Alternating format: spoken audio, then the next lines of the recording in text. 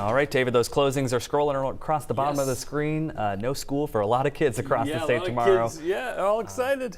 A big snow day. Yeah, it could be. And we're watching it very closely, Zach, because these things, they have to come together just right. And so that's kind of the, the dilemma as being a meteorologist here in New England. You get these upper level systems trying to drag another storm and trying to pull it back towards the coast. And I'm watching some of these computer models and, I'm just watching them closely. Let's get right to the forecast to talk about the temperatures. And you know what?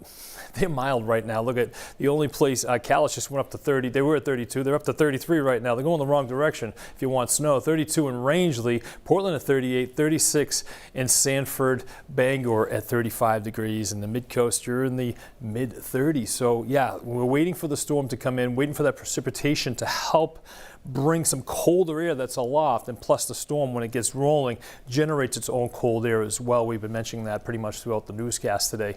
Winds are starting to increase out of the east right now, anywhere between 15 to 20 miles per hour gusting, but they're basically about 5 to 15 miles per hour. Okay, here's the storm system. It is definitely getting its act together. Got a great calm ahead for all my weather geeks out there. It's starting to become a classic nor'easter. Upper level energy is now diving over Ohio, and that's going to grab this storm towards the coast. Now, here's the key. If it grabs it a little bit further south, I think our accumulations may be just a little bit lower, but we're going to watch this closely. It's all happening right now, so it's all real time. So we'll have to kind of, don't like using the term, but kind of nowcast things as we go through time. So right now, here's the radar and the temperatures. And again, we're looking out towards southwestern New Hampshire. Temperatures are 34, 35 degrees, but we're seeing snowfall. And we're actually seeing some accumulations out that way.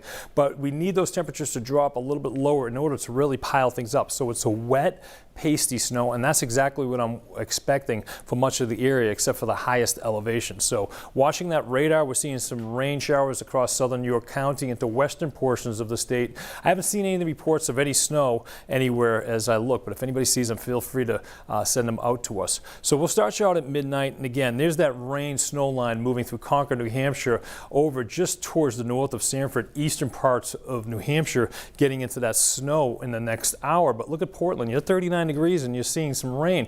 Even tomorrow morning, that leading edge doesn't even quite get it up to Lewiston by 7 a.m. Still in the mid to upper 30s according to this computer run for Portland. So that's kind of giving me a little bit of, we're just going to watch this closely. Again, like I said, I mentioned nowcasting. By the afternoon, even that precipitation shield just starting to make it into Augusta, Portland at 36, 35 degrees. So we really can't put too much snow on the roadways. On non-asphalt surfaces, you'll start to see some snow falling. So watching this, it depends on how heavy this precipitation comes down and how cool we can cool that atmospheric column off.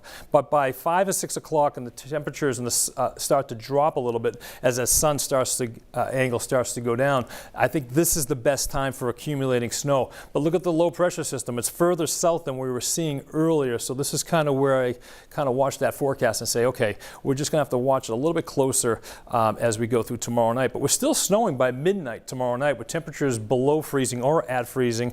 Mid-coast, I think these temperatures will be just a little bit cooler. And then by Wednesday morning, everything starts to break up in nature, but we're still dealing with some gusty winds as well. So we'll watch that closely. By tomorrow afternoon, 50-mile-an-hour winds along the coastline, 5 or 6 o'clock in the evening. That's when our high tides are.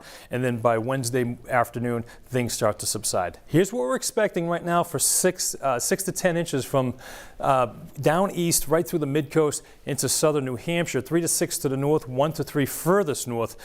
Wouldn't surprise me if these were on the low ends right now from what I'm seeing. But I'm just going to keep, stay with the forecast for now. Kind of watch things, how they transpire overnight, how that low pressure system develops. Here we got a gale warning in effect right through Wednesday morning. Seas are going to be cranking though, 13 to 18 feet, winds gust up to 60 knots. So mariners definitely going to have some hard times out there tomorrow, but here we're going to be dealing with the storm no matter what. The intensity of the snow really depends on where the storm actually, pinpointly develops. So that's what I'm watching very closely. It's my little concern about the storm. not cooperating the way I thought it may be cooperating at 6 o'clock, but we're going to stay the course with this one. We'll see how things work out by tomorrow morning. At this point, time will tell. Yes, yes. All right, thanks, David. Thank you.